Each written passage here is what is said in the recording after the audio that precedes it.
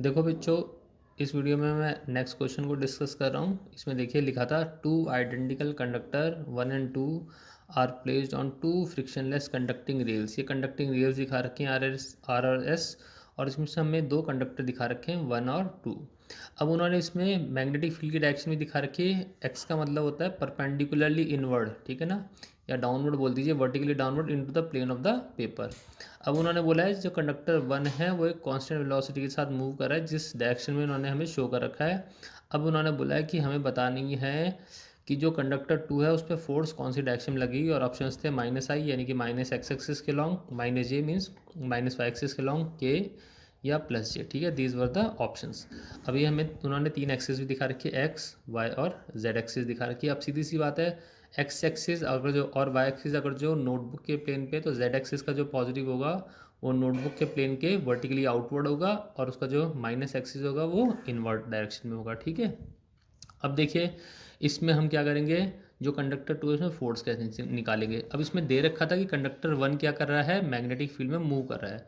अब आपको पता होना चाहिए जब कोई कंडक्टर मैग्नेटिक फील्ड में मूव करता है तो फ्लेमिंग राइट हैंड रूल के अकॉर्डिंग क्या होता है, उसमें क्या होता है, एक ईएमएफ प्रोड्यूस होता है। ईएमएफ होगा तो इंड्यूस करंट भी प्रोड्यूस होगा। अब इंड्यूस करंट की डायरेक्शन निकालते हैं हम फ्लेमिंग राइट हैंड रूल से, जिसमें हमारा थंब रिप्रेजेंट करता है मोशन ऑफ द कंडक्टर, ये इंडेक्स फिंगर रिप्रेजेंट करती है मैग्नेटिक फील्ड, और ये जो ले फिंगर होती है हमारी मिडिल फिंगर रिप्रेजेंट करती है हमारी इंड्यूस करंट की डायरेक्शन। अगर जो देखिए मैं अपना हाथ इस तरह से रखता हूँ तो ये है motion of the conductor, magnetic field invert, और ये जो इंडेक्स ये मिडिल फिंगर है वो direction of induce current represent करिए, यानी कि ऊपर से नीचे करंट प्रोड्यूस होगा। अब करंट इसमें यहाँ पे ऊपर से नीचे इस तरह से प्रोड्यूस हो रहा है, तो सपोज फिर करंट ऑब्वियस सी बात है इस तरह से इस तरफ जाएगा, और यहाँ से करंट जाएगा ऊपर की तरफ। ठीक है, इस वाले कंडक्टर में करंट ऊपर की तरफ जा रहा है, यानी कि वाई एक्सिस की तरफ जा रहा है, यानी कि इसकी लेंथ हमने किसके लॉन्ग लगा रखी थी, वाई एक्सिस के लॉन्ग लगा रखी है। ठीक है, अब देखिए जो फोर्स का फॉर्मूला होता है वो होता है आई एल क्रॉस बी।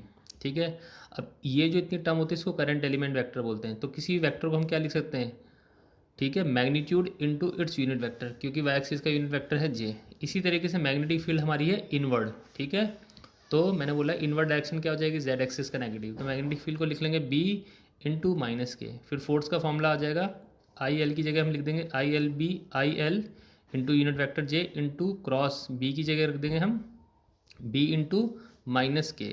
अब देखिए इस नेगेटिव साइन को मैंने ले लिया बाहर, और यहाँ पे लिख दिया आई एल बी, और साथ में लिख दिया जे क्रॉस के। ठीक है, अब आपको पता है जे क्रॉस के किसके बराबर होता है, आई के बराबर होता है, तो इसको मैं ऐसे भी लिख सकता हूँ F equals to I L B -i का मतलब direction along negative X axis, तो negative X axis means -i, तो इसका ऑप्शन क्या हो जाएगा, minus unit vector I will be the right option.